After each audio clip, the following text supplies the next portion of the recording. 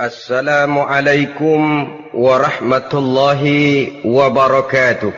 Waalaikumsalam warahmatullahi wabarakatuh. Bismillahirrahmanirrahim. Alhamdulillahi rabbil alamin. Wassalatu wassalamu ala ashrafil anbiya'i wal mursalin wa ala alihi wa ashabihi al-mujahidin at-tahirin, amma ba'du. Bersabda Rasulullah sallallahu alaihi wasallam, "Iza sarratka hasanatuka wa sa'atka sayyi'atuka fa anta mu'min."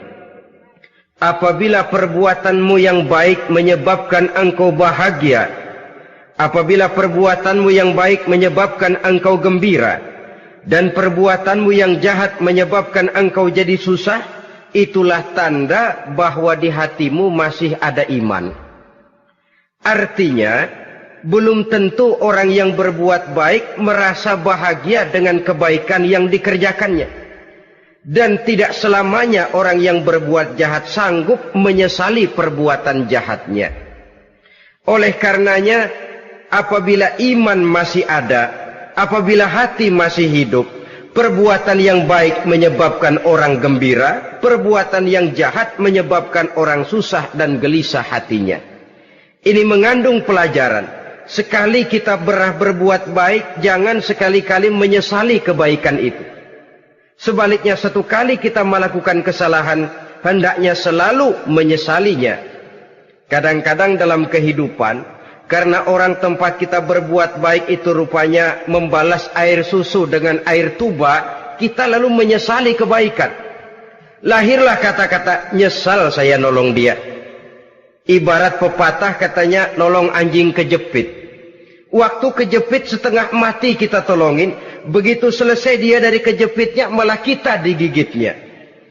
Saudara hadirin yang saya muliakan, dalam kehidupan sehari-hari barangkali ini kena filsafat yang disebut dorong mobil mogok. Ketika mobil mogok setengah mati kita dorong, begitu mesin hidup ditinggalkannya kita di belakang. Sesungguhnya perbuatan kita yang baik tidak harus disesali. Karena disesali atau tidak, toh perbuatan itu sudah kita lakukan. Dan penyesalan atas segala kebaikan hanya akan mengurangi nilai pahala kebaikan itu sendiri. Berbahagialah apabila berbuat baik, walaupun orang yang kita melakukan kebaikan membalasnya dengan kejahatan. Menyesalah apabila berbuat kesalahan, apabila melakukan dosa, karena itu pertanda nilai iman yang masih hidup dalam jiwa kita. Saudara-saudara kaum muslimin yang berbahagia, jadi sungguh pun pahala dan dosa sesuatu yang abstrak, efeknya jelas dia mendatangkan kebahagiaan atau membawa kepada kegelisahan batin di dalam kehidupan manusia. Orang di zaman materialis kurang terangsang berbuat pahala dan terdorong melakukan dosa. Kenapa? Karena pahala tidak kelihatan, dosa tidak nampak. Kalau pahala kelihatan, barangkali nggak kuat kita mikul pahala. Kalau dosa benjol, umpama tiap bikin dosa palanya benjol, barangkali sudah nggak karu-karuan kepala kita. Baik pahala, baik dosa, sesuatu yang tidak nampak oleh pandangan mata zahir, tapi yang punya efek dalam kehidupan ini. Orang yang banyak pahalanya dengan orang yang banyak dosanya, kalau dia berjalan barangkali sulit kita membedakan. Tapi efeknya dalam kehidupan ini jelas adanya. Sesuatu yang bernama pahala kita perlukan, karena hidup tidak berhenti hingga di sini. Sesuatu yang bernama dosa harus kita hindarkan, karena ada kelanjutan sesudah hidup yang sekarang ini. Kehidupan dari satu pertanggungan jawab. Itu sebabnya Imam Ghazali dalam bahasa yang indah sekali berpesan, "Jaddidis safinah fa innal bahra amiq wa khuziz zad fa innas safara ba'id." Perbarui selalu kapalmu, rawat, jaga baik-baik, dandani kapalmu, fa innal bahra amiq, karena sesungguhnya lautan ini sangat dalam. Satu bahasa yang indah dari tamsil terhadap kehidupan. Perbaiki kapalmu karena lautan ini sangat dalam. Artinya, jaga baik-baik hatimu. Pelihara iman dan keyakinanmu, karena hidup ini bagaikan gelombang lautan. Tempo-tempo air tenang, tempo-tempo ombak menggila dan menggunung. Jaga iman baik-baik karena hidup penuh dengan cobaan dan ujian. Itu maksudnya. Wa khuziz zad fa inna safara ba'id. Dan bawa bekal yang banyak karena perjalanan hidup ini sangat panjang. Perjalanan ini sangat jauh. Kita kalau pergi keluar kota tentu saja membawa bekal. Makin jauh kota yang akan kita tuju, makin banyak bekal yang harus kita bawa. Alangkah sengsaranya manusia apabila dia akan pergi ke satu kota yang jauh, modalnya cuma nekat. Bagaimana nanti di sana sajalah. Tidak membawa bekal sebagaimana yang sewajarnya. Hal yang semacam ini senangnya sih belum tentu, keblangsak dan susahnya sudah kebayang. Itu dalam kehidupan di dunia ini. Bagaimana kalau sudah bicara tentang kehidupan yang akan datang? Karena sesungguhnya hidup ini merupakan satu perjalanan yang sangat panjang. Sejak kita tinggal di alam arwah, pada saat jasad belum lagi diciptakan Allah, ruh sudah diciptakannya lebih dahulu. Sampai kemudian kita pindah ke alam rahim, alam kandungan ibu. Untuk kemudian berpindah kepada kehidupan dunia. Dari dunia ini kita pindah ke alam barzakh. Di sana tinggal kita 100 tahun mungkin, 100.000 tahun mungkin, 1 juta tahun mungkin, menunggu saat datangnya kiamat. Lalu dari alam barzakh pindah kita ke alam akhirat. Satu perjalanan yang sangat panjang. Alangkah malangnya, alangkah sengsaranya, jika tahu kita begitu panjangnya perjalanan hidup ini, tidak ada bekal yang kita bawa. Artinya kesengsaraan, kesulitan yang bertali-tali sudah jelas akan menimpa kita. Kalau pergi kita keluar kota membawa bekal uang, membawa bekal makanan, apa bekal yang mesti kita bawa? Apabila kita kembali ke alam barzakh, kembali ke alam kubur, berkumpul di padang mahsyar di akhirat nanti, nasi yang mau kita bawa, uang yang mau kita bawa, tentu tidak lagi. Karena kehidupan materialis selesai di atas liang lahat. Bila masuk kita ke liang lahat, disitulah pahala dan dosa memegang peranan yang sangat penting. Maka pada pertemuan malam ini kita akan bicara tentang pahala dan dosa itu. Saudara-saudara kaum muslimin rahimakumullah. Yang dinamakan pahala, kata Imam Ali Al-Jurjani dalam kitab At-Ta'rifatnya, ma yastahiqqu bihi ar-rahmatu wal maghfiratu minallahi ta'ala. Sesuatu yang pelaksananya berhak untuk mendapat rahmah dan ampunan dari Allah. Dengan kata lain, nilai pahala adalah akibat dari perbuatan-perbuatan di dalam melaksanakan perintah dan anjuran yang ada di dalam kehidupan agama. Apabila perintah dan anjuran kita laksanakan, nilai pahala itu lalu datang. Nah, nilai pahala dalam Islam, menurut konsepsi Quran, Allah menjelaskan, man jaa bil hasanati falahu asyru amsalihha. Barang siapa yang datang membawa satu kebajikan, barang siapa yang melaksanakan satu kebaikan, maka dia akan mendapat balasan 10 kali dari kebaikan yang dikerjakannya. 10 kali ini pun masih dilipat gandakan dengan 7. 7 ini pun masih dikalikan 100. Dan itu pun masih ditambah dengan pernyataan, wallahu yudha'ifu liman yasha. Allah masih akan melipat gandakan perbuatan baik seseorang yang dikehendakinya. Itulah nikmatnya dalam Islam. Tetapi sebaliknya, wa man jaa'a bisayyi'ati fala yujza illa mislaha. Barang siapa yang melakukan satu kejahatan, dia tidak akan mendapat balasan kecuali sesuai dengan kejahatan yang dikerjakannya. Alangkah rahman dan rahimnya Allah. Orang yang berbuat baik dibalas 10, dikali 7, dikali 100, masih dilipat gandakan pula. Tapi orang yang berbuat jahat tidak akan mendapat balasan kecuali sesuai dengan kejahatan yang dikerjakannya. Ini kan beda dengan sifat kita manusia. Kita ini kadang-kadang kalau dijitak membalasnya mukul. Tapi kalau orang berbuat baik kepada kita, kita enggan untuk berbuat baik kepada orang tadi. Allah tidak mengajarkan begitu. Satu kebaikan berbalas 10. Satu kejahatan berbalas dengan satu kejahatan. Maha Rahman dan Rahim Allah. Bahkan dalam Islam, niat berbuat baik saja mendapat pahala. Sedangkan niat berbuat jahat belum ditulis merupakan satu dosa sampai kejahatan itu dikerjakan oleh orang yang niat tadi. Umpamanya, saudara niat, nanti malam giliran pengajian, saya mau hadir di majelis taklim. Pas datang waktu malam, hujan turun sangat lebat. Saudara berhalangan datang ke majelis taklim, saudara sudah mendapat pahala niat. Tapi saudara niat, nanti malam kalau turun hujan, saya mau bongkar rumahnya si fulan, saya mau curi seluruh harta bendanya. Ternyata malam saudara tidak mengerjakan perbuatan itu belum ditulis dosa sampai perbuatan itu benar-benar dikerjakan. Tapi lalu jangan macam-macam, kalau begitu niat aja yang baik biar nggak usah dikerjain. Niat aja pengen ngaji walaupun tidak ada niatan untuk ngaji. Allah lebih tahu tentang apa yang terdetik di dalam hati sanubari kita.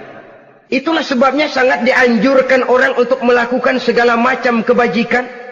Dan dianjurkan orang menjauhkan segala macam bentuk kejahatan. Karena dia akan berefek melahirkan dosa dan pahala. Dosa dan pahala itulah alat untuk memperoleh kebahagiaan di alam kubur, di padang mahsyar, sampai di akhirat nanti. Di dunia ini mungkin segalanya bisa kita beli dengan yang namanya uang. Keamanan kita bisa menyewa petugas untuk menjaga rumah kita. Kendaraan yang mewah bisa kita beli. Udara yang sejuk bisa kita ciptakan. Siapa banyak uang, dia raja. Mungkin itu di dunia. Tapi bisa apa uang kalau kita sudah masuk ke alam kubur? Bisakah munkar nakir kita sogok? Udah karkir, jangan nanya nih, cepet. Bisakah malaikat azab menyingkir dengan uang semir? Ternyata tidak. Untuk memperoleh kebahagiaan di sana, nilai pahala.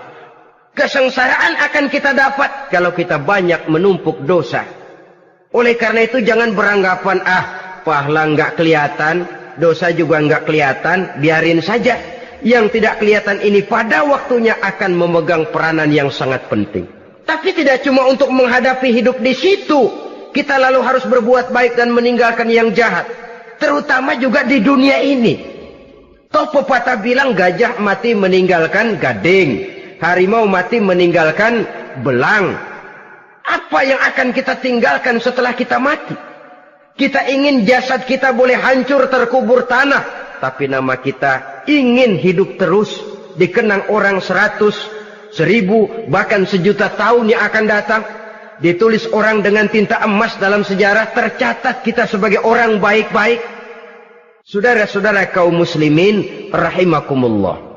Lalu perbuatan apa yang bisa mendatangkan pahala itu? Saudara-saudara, semua perbuatan yang diperintah dan dianjurkan oleh Allah, yang dikerjakan dengan ikhlas hanya untuk mencapai ridho Allah, mendatangkan pahala. Kadang-kadang menurut pendapat kita remeh, tapi nilainya di sisi Allah besar. Itu pahala. Menghitung pahala itu hak prerogatif Allah. Perbuatan yang ringan Allah mau berikan ganjaran yang besar, itu urusan Allah. Misalnya, kata Nabi, la tahkiranna minal ma'rufi syai'an. Jangan kamu menganggap remeh perbuatan baik walaupun kecil. Jangan merasa sulit melakukan perbuatan yang mengandung pahala. Bertemu dengan teman, muka kita cerah, berpahala. menyingkirkan duri di jalanan berpahala, menolong orang yang sesat, memberitahu orang yang bertanya berpahala. Tidak sulit kalau kita mau. Yang diperintah dan dianjurkan oleh agama itu perbuatan yang mengandung nilai-nilai pahala. Masalahnya cuma tinggal mau atau tidak dan dikerjakan dengan ikhlas. Bertemu teman mukanya cerah, pahala. Menyingkirkan duri di jalanan, pahala. Sedekah, pahala. Tidak berupa perbuatan, bisa berupa ucapan. Misalnya bersolawat, pahala. Bertasbih dan bertahmid, pahala. Kata Nabi, kalimatani khafifatani 'alal lisan, saqilatani fil mizan. Ada dua kalimat yang enteng di lidah tapi berat di timbangan akhirat nanti. Apa itu? Subhanallah walhamdulillah. Itu kan amalan yang ringan, perbuatan yang mudah saja, tapi nilainya demikian besar dalam pandangan Allah. Jadi pendeknya, perbuatan yang bernilai pahala adalah perintah dan anjuran agama yang dilaksanakan dengan ikhlas semata-mata untuk mencapai ridho Allah, itu mengandung pahala. Niat dasarnya itu harus karena Allah. Landasannya harus karena ikhlas. Bukan cuma sekedar basa-basi, tidak karena ingin dipuji orang, tidak karena mengharap tanda jasa, tapi ikhlas semata-mata. Dari perbuatan yang paling kecil dan mudah sekali sampai kepada amalan-amalan yang besar dan memerlukan biaya yang besar, seperti melaksanakan ibadah haji, seperti jihad fi sabilillah, membangun masjid, membangun pondok-pondok pesantren, membangun pusat-pusat kesehatan, membangun jalan-jalan umum, termasuk menjaga keamanan. Jangan dikira loh, siskamling umpamanya, menjaga keamanan kampung tidak berpahala. Kalau diniatkan ibadah, menjaga ketenangan warga supaya mereka tekun ibadah, ikhlas karena Allah, itu juga bernilai ibadah. Keluar kita dari rumah, pergi pagi, pulang sore, peras keringat, banting tulang cari nafkah buat menghidupi anak istri kita. Kalau diniatkan ibadah, melaksanakan kewajiban sebagai kepala rumah tangga, membantu orang tua sebagai anak, itu juga perbuatan-perbuatan yang mengandung pahala. Yang terbaik sesuai dengan bidang kehidupan kita. Ada orang yang dinamakan abid, ahli ibadah, pahala yang paling baik bagi dia banyak-banyak tahajud, sembahyang malam, wirid, zikir, tasbih. Ada yang dinamakan orang alim, pahala yang paling baik buat orang macam ini mengajar, menyebarkan ilmu, mendakwahkan Islam. Ada yang disebut wali, pejabat pemerintah, petugas. Amalan pahala yang paling baik buat orang semacam ini melayani masyarakat, bekerja di bidangnya sesuai dengan profesinya. Saudara hadirin yang saya hormati, jadi dengan demikian perbuatan-perbuatan yang mengandung nilai-nilai pahala ini bisa perbuatan yang menurut kita kecil namun punya nilai besar. Apalagi perbuatan besar dengan biaya yang besar, tentu makin besar juga pahala yang disediakan oleh Allah Subhanahu wa ta'ala. Oleh karenanya, kalau kita bercermin dari ayat Quran, hidup ini kesempatan untuk berbuat baik. Huwallazi khalaqal mauta wal hayata liyabluwakum ayyukum ahsanu amala. Dialah Allah, Tuhan yang telah memberikan hidup dan mati kepadamu untuk menguji kamu, siapa di antara kamu yang paling baik amal perbuatannya. Jadi tidak saya rinci, tapi cukuplah satu penjelasan global. Perbuatan yang berpahala adalah perbuatan melaksanakan perintah Allah atau anjuran Allah dengan dasar ikhlas, dengan tujuan untuk mencapai ridho Allah semata-mata. Lalu apa perbuatan yang mengakibatkan dosa itu? Saudara-saudara, dosa lahir akibat melakukan larangan Allah atau mengerjakan yang dicelaknya. Nah, para ulama ada yang membagi dosa itu menjadi dua bagian. Ada dosa-dosa kecil, ada dosa-dosa besar. Tetapi sebenarnya ditinjau dari segi hakikatnya, kalau sudah melakukan satu kesalahan yang mengakibatkan dosa, jangan dilihat besar dan kecilnya, tapi kepada siapa dosa itu kita kerjakan. Sebab kalau dosa kita anggap satu yang kecil, orang akan terangsang untuk mengerjakan yang kecil-kecil saja. Sehingga dengan demikian, yang kecil pun akan menjadi besar kalau ditumpuk-tumpuk. Sedangkan yang besar bisa saja menjadi kecil kalau selalu diiringi dengan permohonan ampun kepada Allah. Itu sebabnya para ulama sufi, orang-orang tasawuf mengatakan, la saghair ma'al istimrar wala kabair ma'al istighfar. Tidak ada dosa yang kecil kalau dikerjakan terus-menerus, dan tidak ada dosa yang besar kalau digempur tiap saat dengan perbuatan istighfar atau memohon ampun kepada Allah Subhanahu wa taala. Cuma saja pada umumnya, karena dosa-dosa kecil itu lebih mudah taubatnya, dan ada janji Nabi, barang siapa yang meninggalkan dosa-dosa besar akan diampuni dosa-dosanya yang kecil-kecil. Oleh karena itu, pada kesempatan ini kita akan juga bicarakan apa saja yang termasuk klasifikasi dosa-dosa besar, dengan harapan kita bisa menjaga diri, menyelamatkan diri, jangan sampai terjatuh ke dalam dosa-dosa yang besar tadi. Tetapi bukan berarti kita harus terangsang melakukan dosa-dosa yang kecil. Ah, biarin kecil ini, tobatnya gampang.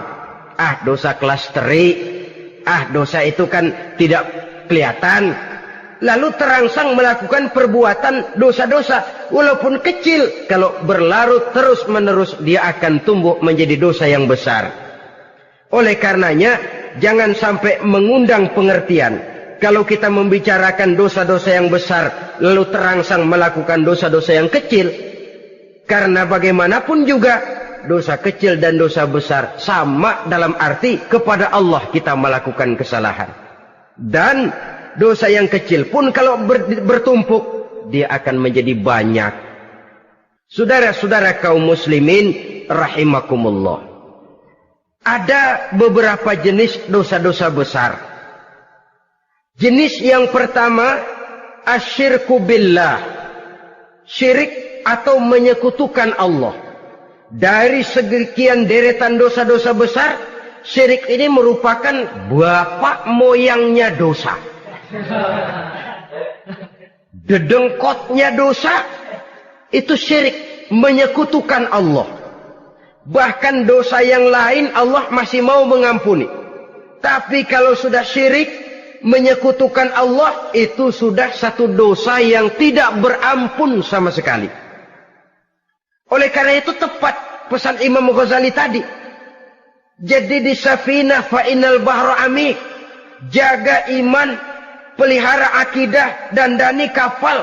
Karena hidup ini gelombang lautan sangat dalam, hidup banyak cobaan. Di dalam hidup di zaman sekarang ini, saudara bisa perhatikan, di mana tensi ekonomi tinggi, lapangan kerja sulit, persaingan hidup makin tajam, sifat egois dan individualis tumbuh di mana-mana, rasa solidaritas sosial menurun, sifat gotong royong musnah, orang mudah potong kompas, potong jalan, ingin cepat kaya, ingin cepat naik pangkat, ingin dapat kedudukan. Kadang-kadang akidah pun terjual, akidah pun musnah, jatuh ke jurang syirik pun tidak jadi soal. Itu yang kita khawatirkan. Kalau dosa-dosa yang lain Allah masih mau mengampuni, tapi kalau sudah jatuh kepada syirik, Allah sama sekali tidak akan memberikan ampun. Dalam kaitan dengan ini barangkali tepat sinyalemen Imam Ali itu. Andai kata kemiskinan merupakan satu kepribadian, saya akan membunuhnya lebih dahulu. Artinya memang kemiskinan ini sering mendorong orang kepada jurang kemusyrikan. Tidak tahan menghadapi godaan perut akibat tensi ekonomi yang tinggi, lapangan kerja yang sulit. Iman pun jadilah ditukar dengan 3 liter beras. Akidah pun jadilah dibarter dengan 3 bungkus supermi, dengan pakaian bekas, dengan obat-obatan. Tidak jadi soal baginya mengejar kebahagiaan yang relatif singkat dengan mengorbankan kebahagiaan yang abadi. Persis ibarat pepatah, nyari jarum kampak hilang. Mencari sesuatu yang kecil, yang besar jadi sia-sia. Membela perut, mengorbankan akidah. Na'udzubillah summa na'udzubillah. Saudara-saudara kaum muslimin rahimakumullah. Ini fakta. Ini kenyataan. Dan hal semacam ini tidak bisa diatasi cuma dengan ceramah, simposium, diskusi, seminar. Apalagi Nabi berpesan, solahu ummati bil ilmi wal mal. Umatku hanya bisa menjadi baik akidahnya dengan ilmu dan harta. Itu bahasa Nabi. Kalau bahasa kita sekarang, dengan ekonomi dan pendidikan. Ilmu, pendidikan, ekonomi, harta. Tanpa itu, sangat besar kemungkinan kita bisa menjual akidah terjerumus di lembah kemusyrikan. Maka terutama kepada saudara-saudara saya, muslimin yang terpencil jauh dari kota-kota besar, yang kadang dalam kehidupan seharinya imannya sering digoda oleh supermi, akidahnya sering ditantang oleh pembagian beras, pakaian-pakaian bekas, obat-obatan dan sebagainya. Jaga dan bentengi akidah kita. Lebih baik nyawa berpisah dari badan, asal iman jangan berpisah dari hati. Kepada adik-adik saya para remaja, para pemuda di kota-kota besar, yang iman dan akidahnya sering ditantang dengan minuman-minuman keras, fasilitas-fasilitas yang menghanyutkan, yang secara terarah dan praktis sedikit demi sedikit menggiring kita untuk keluar dari nilai-nilai akidah. Hati-hati, jaga baik-baik, sebab intan paling mahal, mutiara paling berharga, tidak lain nilai iman ini. Tergelincir kita daripadanya, jatuh ke lembah kemusyrikan, jatuh ke satu dosa yang teramat besar, yang Allah tidak akan pernah memberikan ampun lagi. Ini dosa besar yang pertama. Yang kedua, qatlun nafsi illa bilhaq, membunuh orang tanpa alasan yang benar. Di zaman kesulitan ekonomi kadang-kadang orang mudah nekat. Tengok saja, kadang-kadang karena pasar uang 100-200 perak saja nyawa bisa melayang. Kadang-kadang karena urusan yang remeh, salah omong, salah ambil, salah ucap, salah pegang, nyawa bisa jadi melayang. Alangkah murahnya nyawa, seakan-akan kita yang punya. Padahal nyawa itu hak milik Allah. Tidak pantas kita merampasnya, tidak pantas kita menghilangkannya dari jasad seseorang. Oleh karenanya, membunuh orang merupakan satu dosa yang sangat besar. Jangankan kepada orang yang seakidah, orang yang lain akidah saja pun, kalau dia hidup berdamai, rukun, berdampingan, kita harus melindungi. Apatah lagi teman seakidah sendiri. Saudara-saudara kaum muslimin rahimakumullah. Pantas kalau Nabi menyatakan, apabila dua orang Islam sudah saling berkelahi, berbunuh-bunuhan, al-qatil wal maqtul finnar, yang membunuh dan yang dibunuh dua-duanya sama-sama masuk neraka. Sahabat heran, ya Rasul, kalau yang membunuh masuk neraka sih wajar, tapi yang terbunuh kok neraka juga, kenapa? Kata Rasul, sebenarnya dia juga cuma sudah niat untuk membunuh, cuma keduluan saja. Andai kata dia tidak terbunuh, tentu dia yang akan membunuh. Saudara-saudara kaum muslimin rahimakumullah, Islam sesuai dengan namanya adalah agama damai. Kita tidak boleh mencari-cari musuh, walaupun tidak boleh lari kalau bertemu musuh.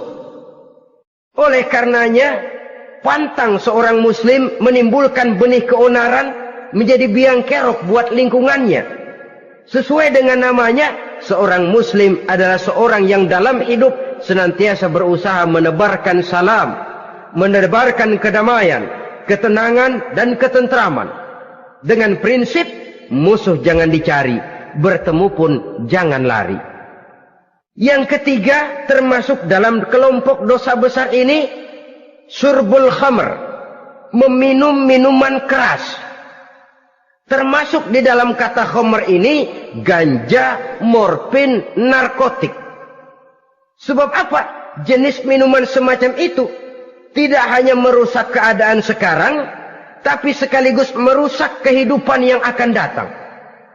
Kalau itu jatuh di tangan generasi muda, artinya kan merusak kehidupan masa depan daripada suatu bangsa.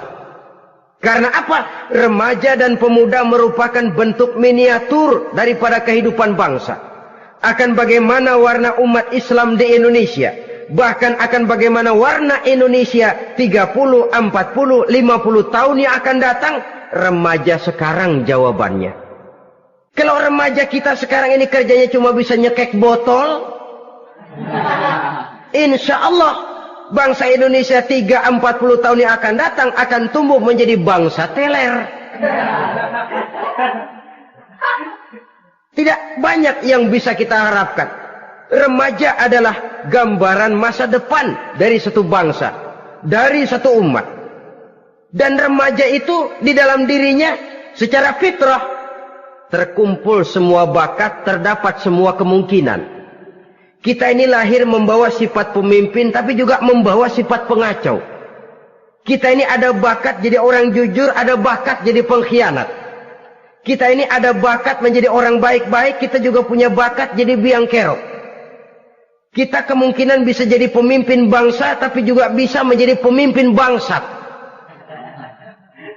Nanti lingkungan dan pendidikan akan menumbuhkan, membentuk mana yang tumbuh lebih subur. Kalau lingkungan dan pendidikannya lebih banyak bercerita tentang kejujuran, maka nilai kejujuran yang akan tumbuh lebih banyak dalam jiwanya. Dan insya Allah diharapkan dia akan menjadi manusia yang jujur di kelak kemudian hari nanti. Dan masalah minuman keras ini sebenarnya berkait. Kita tidak bisa cuma menyalahkan remaja saja, menyalahkan pemuda saja, karena bagaimanapun masalahnya kompleks. Menghancurkan sesuatu tanpa melihat kausalnya, tanpa melihat sebab akibatnya kan sama juga bohong. Kemungkinan karena broken home, kemungkinan karena pergaulan, kemungkinan karena kurang perhatian orang tua, kemungkinan karena akibat bacaan, tontonan, atau fasilitas berupa dibukanya pabrik-pabrik minuman keras, dijualnya minuman-minuman keras, di warung-warung yang remang-remang, yang memberikan kenikmatan, kebahagiaan, dan kebanggaan tersendiri, sehingga akhirnya orang terangsang untuk datang dan minum di sana. Pada dasarnya memang sepele, cuman minum, nggak ngerugiin orang lain kan? Iya, pada waktu minum. Tapi dikala sudah mabuk, out of control, apapun bisa kita lakukan. Yang kita ucapkan kita tidak sadari lagi, yang kita kerjakan tidak kita sadari lagi. Dikala itu segala macam kejahatan bukan sesuatu yang tidak mungkin untuk kita laksanakan. Nggak ngerugiin orang lain, memang pada saat mau minum. Tapi begitu minum, mabuk, kita bisa merugikan orang lain. Setidaknya merugikan diri sendiri. Pertumbuhan IQ menjadi lemah, semangat kehidupan hilang, gairah kerja menurun, kalau tidak ada sama sekali. Lalu apa yang bisa kita lakukan di dalam kehidupan? Dan akan lebih celaka kalau ini menimpa kehidupan generasi muda kita. Kadang-kadang yang ironi ya, kalau yang orang tuanya mampu barangkali masih tertolong, tapi yang orang tuanya kondisi ekonomi lemah masih kepengen teler juga. Orang tuanya nggak mampu masih pengen mabuk. Dari ganja, morfin nggak dapat, akhirnya kaleng cet diisepin. Yang penting kan bisa teler, mendatangkan satu kebahagiaan tersendiri. Itu sebabnya memang satu kejahatan menurut teori polisi ya hanya bisa terjadi karena faktor N dan K, niat dan kesempatan. Niat ada, kesempatan ada, jadi orang jahat. Kurang salah satunya, biasanya kejahatan terbendung. Niat ada, kesempatan tidak ada, sulit berbuat jahat. Kesempatan ada, niat tidak ada, tidak mungkin orang jahat. Tapi yang paling dominan sebenarnya niat. Kalau niat sudah kuat, kesempatan bisa dicari. Kesempatan bisa diciptakan. Biar Hansip nongkrong, ditungguin lengahnya. Iya biarin. Jam 11 sampai jam 2. Matanya melotot. Jam 3 dia mulai ngulet, ngempet. Nah, di saat itu saya masuk ke rumahnya. Kalau niat kuat, kesempatan bisa diciptakan. Dan kalau sudah niat, ini masalah hati. Kalau sudah masalah hati, menyangkut soal moral. Moral artinya sudah masuk kepada kehidupan agama. Saudara-saudara kaum muslimin rahimakumullah. Yang keempat yang termasuk jenis dosa besar, az-zina, perbuatan zina. Di zaman pergaulan bebas dengan prinsip free love, free sex ini, tengok sudah berapa banyak gadis-gadis bergelimpangan jadi korban. Berapa banyak bayi-bayi yang lahir ke dunia tanpa tahu kemana dia mesti memanggil bapak. Apakah deretan jumlah korban ini masih harus bertambah lagi? Paling tidak, biarlah yang sudah jadi korban, tapi jangan bertambah lagi hendaknya. Masing-masing kita berupaya menahan diri. Termasuk dalam kategori zina ini, yang merupakan cabang-cabangnya, liwat, homoseks, lesbian, masturbasi. Bahkan masturbasi itu termasuk jenis zina tangan. Dan itu juga merupakan satu dosa. Di samping dosa juga merusak diri. Karena bagaimanapun juga dia akan mengurangi kemampuan daya pikir seseorang. Maka agama memberikan jalan keluar. Pesan Nabi, ya ma'syara syabab, man istata'a minkumul ba'at falyatazawwaj. Hai para pemuda, kata Nabi, barang siapa di antara kamu yang sudah bisa ba'at, yang sudah mampu ba'at. Ba'at itu artinya memberikan nafkah. Baik nafkah zahir maupun nafkah batin, falyatazawwaj, maka hendaklah dia kawin. Jadi yang maksud ba'at ini ya nafkah zahir, ya nafkah batin. Kita kadang-kadang cuma bisa ngasih nafkah batin saja sudah merasa pokoknya kan saya sanggup untuk kawin, lalu kawin tanpa kehilangan, dengan kehilangan pertimbangan. Saudara-saudara, wa in lam yastati', adapun kalau dia belum mampu, fa alaihi bisyam, hendaknya dia banyak puasa. Fa innahu lahu wija, karena puasa itu akan merupakan benteng jangan sampai orang memperturutkan hawa nafsunya. Andai kata puasa belum hobi, banyaklah olahraga para pemuda, para remaja. Karena dengan olahraga, pemikiran untuk memperturutkan hawa nafsu agak sedikit terkendali dan energi tersalurkan dalam bentuk yang positif. Pendeknya kreatif, banyak kegiatan. Ini pesan Imam Syafi'i tepat itu. Kata beliau, inni ra'aitu wuqufal ma'i yufsiduh insala toba wa illam yajri lam yatib. Aku melihat air kalau diam rusak, tapi kalau dia mengalir jernih. Air kalau ngendap nggak ngalir, nyamuk nyarang di situ, bisa jadi sumber penyakit. Manusia hidup begitu. Kalau nggak punya kegiatan, nggak kreatif, kerjanya cuma ndelohom, ayam-ayam, akhirnya jadi ngerusak. Ngomongin orang, si Ano ngapa? Ano. Kebangetan nggak ngapa-ngapain, orang aja dipontenin. Orang diomongin, lahirlah namimah, lahirlah ghibah. Saudara-saudara, air itu kalau ngendap ada aja yang nyarang. Tapi kalau dia ngalir, orang ada kesibukan, insya Allah dia tidak akan jatuh kepada sesuatu yang bisa mengundang dosa. Isilah waktu dengan hal-hal yang bermanfaat. Karena hidup ini singkat dan tidak berjalan mundur ke belakang. Mundur hancur, berhenti diinjak orang. Sekali melangkah, jangan surut mundur ke belakang. Homoseks. Terlepas dari penyakit kejiwaan. Sekarang ini kan sudah ada persatuan kaum gay katanya. Meminta perlakuan yang sama dan agar dibolehkan kawin sesama mereka. Secara manusiawi boleh. Secara manusiawi kita hargai mereka. Tapi dari kacamata agama ini jelas merupakan penyimpangan. Dan penyimpangan merupakan suatu dosa. Terlepas dari pertimbangan manusiawi. Jangan karena terlalu memperturutkan suara manusiawi, lalu kita mengesampingkan agama. Termasuk lesbian, wadon karo wadon. Kalau homo itu kan lanang karo lanang katanya. Saudara-saudara kaum muslimin rahimakumullah, ini bukan penyakit baru. Liwat, homoseks sudah dikenal dari zamannya Nabi Lut. Laki dengan laki. Lesbian dari zaman istrinya Nabi Lut. Terlepas dari penyakit kejiwaan, dari segi agama, ini merupakan penyimpangan dan merupakan dosa yang besar. Yang kelima, yang termasuk jajaran dosa kelas kakap, qazful mu'minina wal mu'minat, menuduh orang mukmin yang baik-baik, laki atau perempuan, melakukan perbuatan zina sehingga hancur namanya di masyarakat. Ini merupakan satu perbuatan dosa yang sangat besar dan sangat dimurkai oleh Allah. Saudara-saudara kaum muslimin rahimakumullah. Oleh sebab itu tentang masalah ini, kalau memang tidak ada saksi, jangan sembarang kita enteng lidah menuduh orang lain berbuat zina, menuduh orang lain berbuat serong. Dosanya kelewat besar di dalam kehidupan. Karena apa? Mencari harga diri itu berat, memelihara kehormatan diri jauh lebih berat. Satu kali orang dihancurkan namanya di masyarakat, dia akan terisolir jadinya.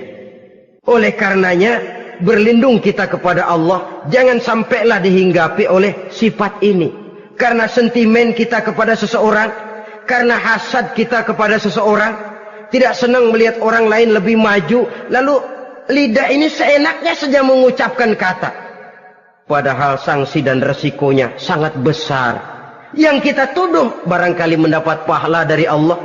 Kita sendiri yang menuduh tanpa saksi, tanpa alasan yang benar, mendapat dosa yang sangat besar.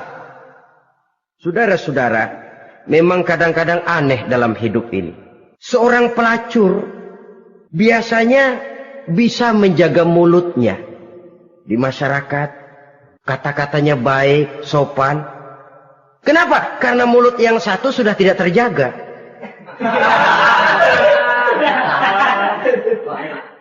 Kita kadang-kadang kehormatan bisa kita jaga, tapi mulut tidak terkontrol. Ngomong saenake dewe, bikin orang mangkel, kesal, fitnah sana, fitnah sini, menghancurkan nama baik orang, ngomongin yang macam-macam. Bagai-bagai macamlah caranya. Saudara-saudara kaum muslimin yang berbahagia. Jadi dengan demikian, menuduh orang lain berbuat zina, sedangkan orang itu tidak pernah melakukannya, ini termasuk satu dosa yang sangat besar di dalam kehidupan ini. Yang keenam, al-'aqu bil walidain, durhaka kepada ibu bapak. Seorang anak, bagaimanapun banyak nilai ibadahnya, banyak kebaikan di masyarakat, menyandang berbagai macam gelar, pangkat dan jabatannya tinggi, tapi kalau sudah durhaka kepada kedua orang tuanya, alamat hidup tidak lagi membawa keberkahan. Dan itu dosa yang sangat besar. Sampai Nabi sabdakan, ridho Allah ada di dalam keridhaan ibu bapak. Murka Allah pun ada di dalam kemurkaan ibu dan bapak. Walaupun belum tentu setiap kita orang tua, tapi yang jelas setiap kita adalah anak. Dan setiap anak punya ibu dan bapak. Jangan sampai kacang lupa kepada kulitnya. Saudara-saudara kaum muslimin rahimakumullah. Durhaka kepada ibu bapak merupakan perbuatan yang sangat dimurkai oleh Allah. Apalagi ibu yang telah melahirkan kita, bahkan mengandung kita. Begitu juga bapak yang telah berusaha peras keringat banting tulang untuk mengasuh membesarkan kita. Tidak ada perbuatan baik yang kita lakukan untuk bisa menebus kebaikan daripada ibu dan bapak kita. Setidaknya kalau belum bisa berbuat baik kepadanya, kepada keduanya, janganlah menyakiti hati keduanya. Itu saja dulu yang harus dijaga. Kadang-kadang sudah berbuat baik enggak, nyakitin melulu. Sudah nyenangin belum bisa, saban sehari nyakitin saja. Padahal kedua orang tua itu doanya manjur, sebagaimana sumpahnya juga bisa jadi kenyataan. Dan sering bahkan menjadi kenyataan. Sampai ibu bapak sudah wafat, sudah meninggal sekalipun, kewajiban berbakti masih harus terus dilakukan oleh seorang anak. Lalu yang ketujuh, at-tawalli yaumaz zahfi, berpaling pada hari pertempuran. Orang sedang sibuk-sibuk menghadapi musuh, maksudnya berjuang membela agama ini, dia lari menyelamatkan diri. Pengecut, mental munafik. Ayo, kalau demi agama, mari kita maju ke depan. Allahu Akbar, yang besar Allah, yang lain kecil semua, maju. Orang lain maju serentak, dia mundur jauh ke belakang. Mental munafik, mental calo, istilah sekarang ini. Oh, itu calo, mental calo, Tuhan gedek banget itu. Coba ya, calo itu paling sibuk nyuruh penumpang naik. Tapi sementara penumpang naik sampai ke tempat tujuan masing-masing, calonya nggak kemana-mana, diem aja di situ. Cuma orang aja disuruh naik. Saudara-saudara, kerja bakti, orang turun ke comberan, dia naik ke tempat tidur. Mundur di hari pertempuran, menyebabkan orang lain gugur, dia sendiri menyelamatkan diri. Mental pengecut, mental munafik, itu merupakan dosa yang sangat besar. Saudara-saudara kaum muslimin rahimakumullah. Itu sebabnya agama itu memerlukan keberanian. Memang, tapi bukan keberanian yang tanpa perhitungan. Sebab berani tanpa berhitung namanya berani babi. Kita berani kalau benar, kita harus takut kalau salah. Jangan dibalik. Salah berani, nekat namanya. Benar takut, pengecut namanya. Orang yang pengecut adalah orang yang takut membela kebenaran. Orang yang nekat sesungguhnya udah salah nggak malu lagi. Udah salah nekat lagi. Merasa rugi berbuat kebaikan, puas kalau berbuat kejahatan. Padahal Nabi pesan, siapa yang berbuat dosa sambil tertawa, nanti dia akan masuk neraka sambil menangis.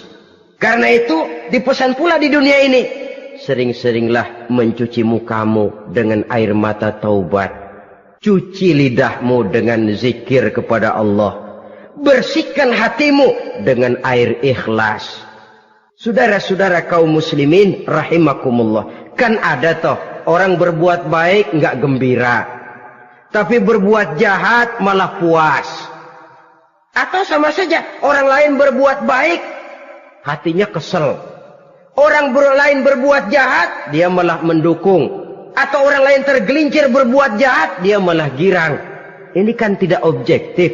Karena yang berbuat baik, orang yang dia keselin, dia nggak seneng.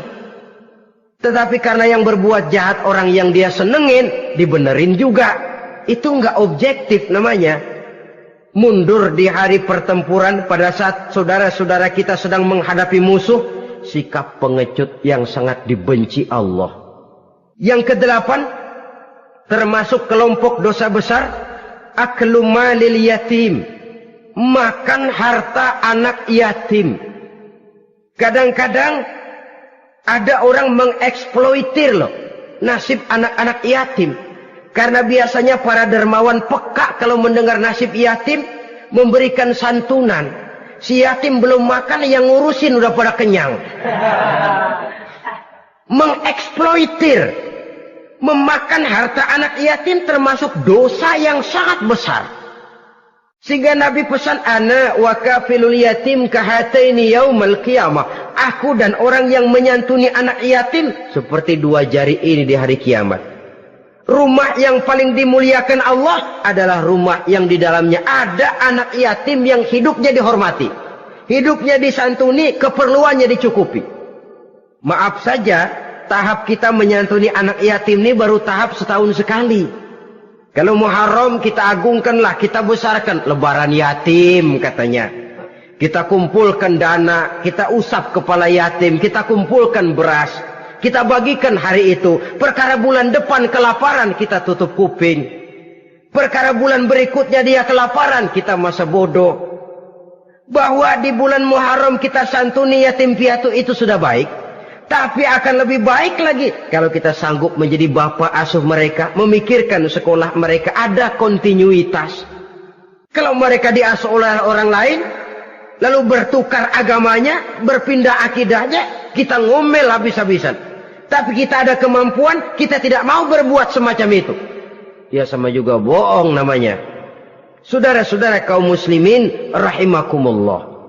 Orang yang menyantuni yatim mendapat pahala besar. Tapi orang yang mengkorup harta anak yatim, dosanya juga sangat besar. Berhati-hatilah kalau kita diberikan kepercayaan oleh masyarakat untuk mengurus anak-anak yatim. Karena pahalanya besar, resikonya juga besar. Yang kesembilan, syahadatuz zur, sumpah palsu. Sebab sumpah palsu ini menggunakan nama Allah untuk sesuatu yang tidak benar. Nama kita saja dibawa untuk yang tidak benar, kita jengkel. Nama kita dipalsukan untuk sesuatu yang tidak baik, kita kadang-kadang jengkel, tidak puas jengkel, menuntut melalui saluran hukum. Kenapa? Nama saya dicatut.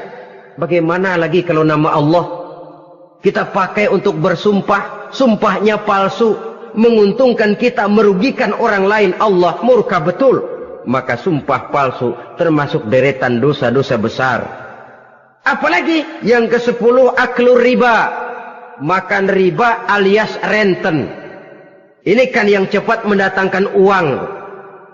Kadang-kadang kalau yang bikin riba itu orang awam barangkali, ya masih kita maklumi. Kadang-kadang penyakit ini datang menimpa mereka juga yang kita kenal kebaikannya. Bahkan suka datang ke musola, rajin ke masjid kadang-kadang. Riba masih dimakannya. Karena cara cari duit paling enak. Duit utuh, tambahnya terus masuk. Na'udzubillah, summa na'udzubillah. Itu yang diibaratkan dalam perjalanan Mi'raj. Waktu Nabi diperlihatkan neraka. Orang perutnya sebesar rumah, dililit ular. Diseret-seret itu hancur perutnya. Dibulatkan lagi, diseret lagi, hancur lagi. Dibulatkan lagi, terus menerus begitu. Dia berteriak, mengerang, mengeluh, mengaduh kesakitan. Nabi tanya, itu apa Jibril? Itu contoh dari umatmu yang suka makan riba Muhammad. Makan renten. Saudara-saudara, ini kan mencekik leher orang. Orang sedang kesulitan. Kelihatannya sih baik, menolong. Tapi di belakang menolong itu nyekek.